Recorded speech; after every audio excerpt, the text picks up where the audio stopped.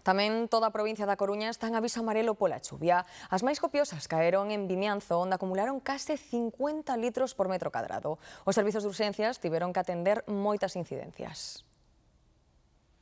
Así de intenso, chovía esta mañá en Santiago. Toda a provincia da Coruña está en aviso amarelo ata primeiras horas desta tarde.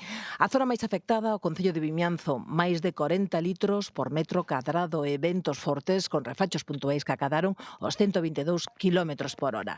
En Santa Comba, Lousame, Valdodubra e a comarca da Barcala, as acumulacións superaron os 30 litros por metro cadrado. Sí, caiu con forza. Desde as 3 da mañá non parou de chover en toda a noite, toda a mañá. Tiñenos falta de agua, pero que veña pouco a pouco, que non veña como noutras partes de España. E así ía esta mañá o río Tambre o seu paso pola Ponte Maceira. Estes días de aí atrás siguen as choivas, nada máis que viña un fío polo lado da lado. Tamén o vento foi protagonista. Deixou velocidades de arredor dos 80 km por hora en toda esta comarca. Eso era demasiado.